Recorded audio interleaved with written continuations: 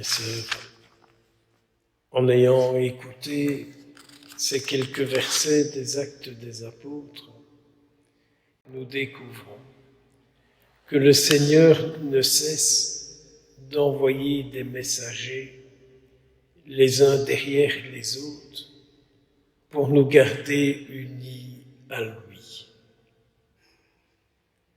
Nous découvrons ainsi qu'il ne nous abandonne pas, qu'il ne nous abandonne pas. Ils ont reçu Saul, ils ont reçu David, ils ont reçu Jean-Baptiste. Jésus nous a été envoyé. Et plus près de nous, les martyrs, les saints, les fondateurs. Dieu n'abandonne pas son peuple. Mais notre Seigneur nous rappelle et nous fait mettre en lumière dans nos vies la difficulté que nous avons d'accueillir ceux qu'il nous envoie en son nom. Nous avons toujours besoin de recevoir des envoyés qui nous plaisent. S'ils ne nous plaisent pas, on a le culot de dire ou de penser « ce n'est pas Dieu qui nous l'envoie ». Avez-vous déjà remarqué les réactions que nous pouvons avoir? Bien souvent, nous pensons trop peu que les envoyés de Dieu aujourd'hui, comment sont-ils accueillis? Certes, il y a un discernement à faire et de voir si l'envoyé d'aujourd'hui est un envoyé qui vient du cœur du Christ ou qui vient en son nom personnel.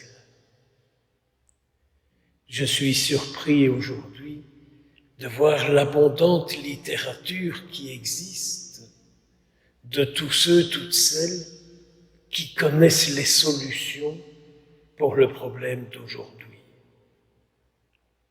Pour moi, le problème d'aujourd'hui, c'est le manque de présence du Christ. Et donc, ma prière, elle est, mais Seigneur, reviens. Et le premier lieu où le Seigneur revient, c'est en chacun, chacune de nous. Car c'est bien nous qui avons la charge et la mission de l'accueillir. Ou plutôt, nos vies sont-elles le témoignage vivant de l'accueil du Christ? Ma vie est-elle le témoignage de l'accueil du Christ, de mon désir de lui, de mon désir qu'il soit là? C'est surprenant quand même que notre Seigneur aujourd'hui nous dise dans l'Évangile, « Moi, je sais quels sont ceux que j'ai choisis. » N'y a-t-il pas là une course, un examen, un effort à produire et de dire au Seigneur, « Mais c'est moi que tu dois choisir, car je veux que tu viennes. » Seigneur de grâce, que dois-je faire pour que tu me choisisses aujourd'hui? Être choisi par lui, c'est nous laisser bénir par lui.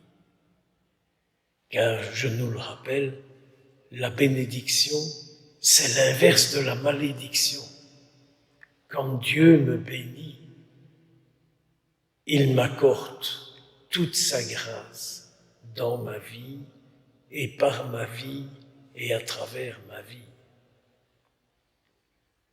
Réfléchissons un peu à ça aujourd'hui. Essayons un peu de prier. Le Seigneur n'abandonne pas son peuple.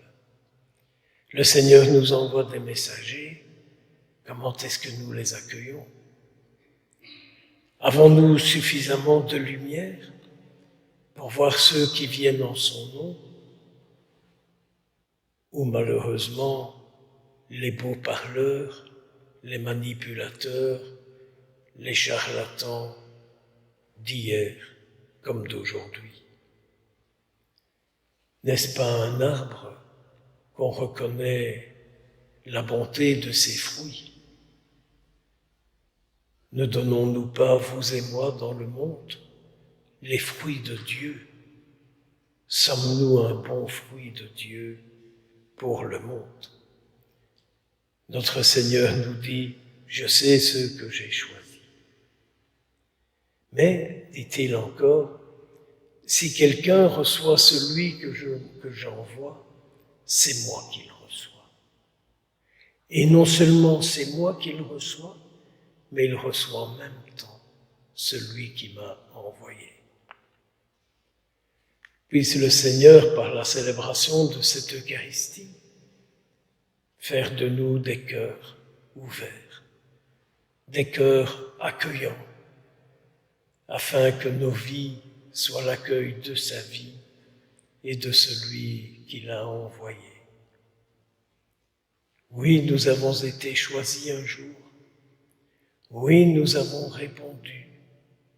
Oui, nous sommes là. Oui, nous sommes fidèles. Et lui nous est fidèle au-delà de toutes nos infidélités. Qu'en cette Eucharistie, il reçoive notre action de grâce. Qu'il nous bénisse encore et toujours. Amen.